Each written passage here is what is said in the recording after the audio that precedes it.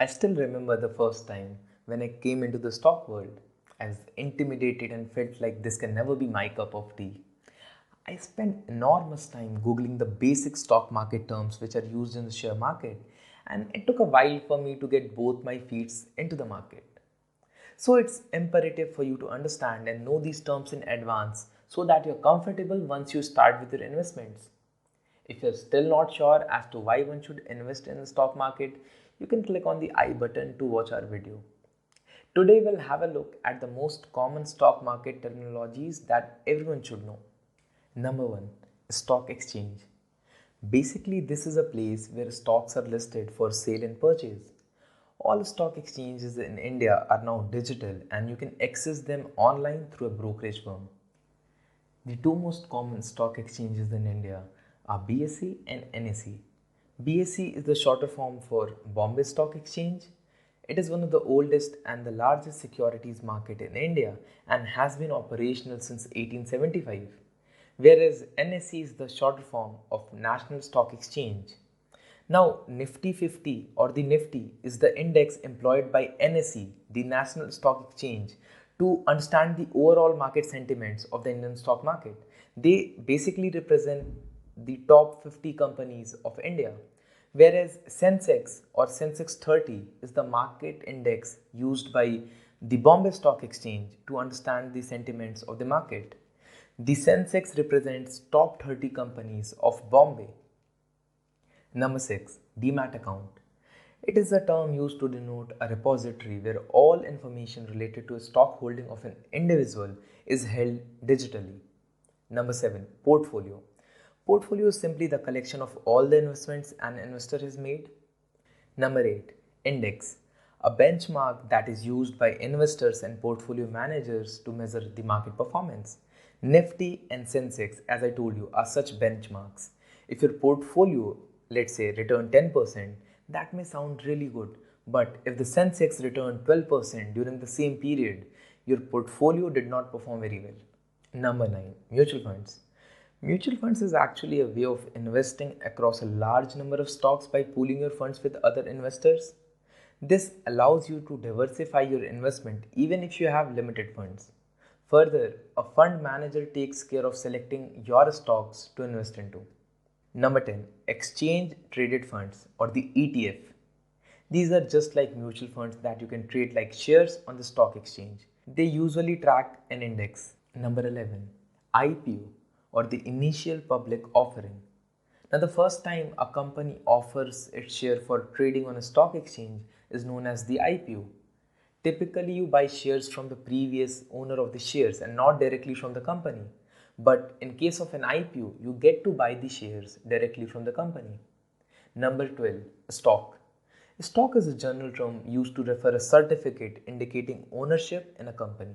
Number 13. Share. A share is nothing but a stock certificate of a particular company. So if an investor says that they own 10 stocks, they most likely referring to shares from 10 different companies. On the other hand, if they say they're buying 100 shares, then they're referring to shares of a single company. 14. Market capitalization. Market cap is simply the value of the company as per the stock market. That is the current value of all its shares put together. To give you an example, let's say if Reliance has 100 shares right now in the market and the cost of one share is 2000 rupees, then the market cap of Reliance would be 2 lakh rupees. That is 2000 into 100. Number 15. Dividends. Dividend is a part of the profit distributed by a corporation among its shareholders. When a company earns profit during a financial year, a part of that profit is usually distributed as dividends among its shareholders. Number 16. Bull market. When the stock prices in a market are generally rising, it is called a bull market. Talking about the present scenario, the price of the stocks have been increasing from the last 1 year. So right now we are in a bull market. On the contrary, the bear market is exactly the opposite of a bull market. So when the stock prices are continuously falling, a market is termed as a bear market. Number 18. Liquidity. Liquidity basically refers to how easily a stock can be sold off. A share that can be sold off quickly has high trade volumes, so it is said to be highly liquid. For example, If you go on the stock exchange right now, you can easily buy and sold a Reliance stock. The volume which is being traded is very high. It's a high liquid stock. Whereas if you buy a penny stock, then it would be very difficult for you to find a seller. So the penny stock would be illiquid in nature. You cannot sell it off right away. Number 19, volatility. Volatility refers to the degree or the extent of fluctuation in the market, in the prices of the stock. Highly volatile stock witness abnormal highs and lows during the trading session, while low volatility stock experiences ups and downs to a lesser degree. Number 20, annual reports. Annual report is the financial assessment of a company. The annual report provides a sneak peek at the financial conditions and operations of the company. Number 21, broker. The broker is an intermediary between the stock exchange and the investors who basically do facilitate the transfer of funds and shares in exchange for a commission. A broker is just a middleman that facilitates the trade between the buyers and sellers. The most famous brokers of the market are Zerodha, Upstocks, Angel Broking. Number 22, day trading. The practice of buying and selling within the same trading day before the close of the markets is called day trading. Number 23, circuit limits. In order for a stock not to be allowed to freely move upwards or fall downwards, exchanges usually limit the maximum and minimum price movement of the stock. These limits are called circuit limits. An upper circuit is the maximum price to which a stock is allowed to rise. Similarly, a lower circuit is the minimum price to which a stock can fall in a single day. Now, most stocks start with a 20% circuit. So, for example, if a company's stock market price is rupees 100, then they cannot go above 120 or they cannot come below 80 in a single trading session. Now, when a stock hits an upper circuit, there will be only buyers and no sellers. So, if someone wants to sell the stock, they can do so. Similarly, when a stock hits a lower circuit, then there will be only sellers and no buyers. So, if someone wants to buy the stock, they can do so at the lower circuit. Now we will talk about the large cap, mid cap and small cap stocks. Number 24 is the large cap stock. Large cap stocks are basically well established companies with a market capitalization of more than 20,000 crores. Large cap stocks are generally considered to be at low risk as they have a strong presence in the market and have a history of providing potent and stable returns. Information about these companies are easily available and accessible. These are also known as blue chip stocks. They have a wide accepted range of products. They have a history, a proven history where they have given profits to their shareholders, and they are very effective in terms of their management. You can talk about Reliance, TCS, Britannia, Infosys. They are all blue chip stocks. Now comes the mid cap stocks. Mid cap stocks are stocks of companies with a market cap between 5,000 crores and 20,000 crores. Mid-cap stocks attract investors as they provide the possibility of earning exponential returns within 3 to 5 years.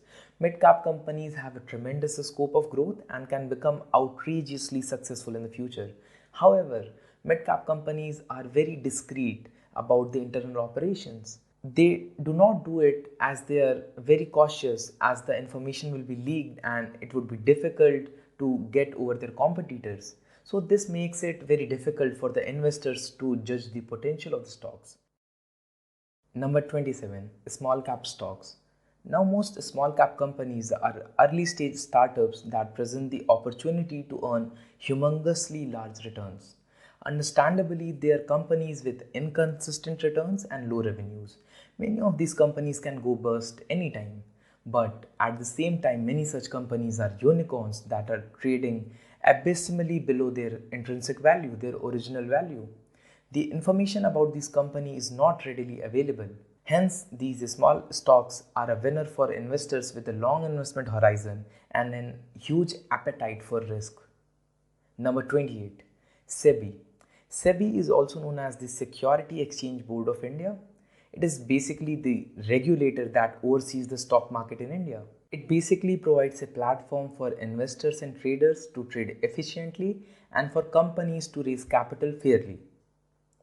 See, these terms will take some time to sink into your mind. It's pretty natural if you're new to this world. Just don't try to mug it all at once. Try to understand them by heart, and knowing your stock market terms will eventually make you a better investor. Well, it takes some time to grasp them, but once you do, these stock market terms will become a part of your daily vocabulary. I would like to end the video by giving you a small call to action. Go on Google and try to find more basic terminologies related to the stock market and read about them. The more you get familiar with this world, the better your chances of living off a financially independent life will be. So that's it guys. Video अगर अच्छा लगा तो like कर देना और हमारे channel को subscribe भी कर देना. Basically, this video is a part of the basic stock market course that we have created. You can click on the I button to watch our other videos as well. So thank you guys for watching the video. This is Srijan Barnwal signing off until we meet again.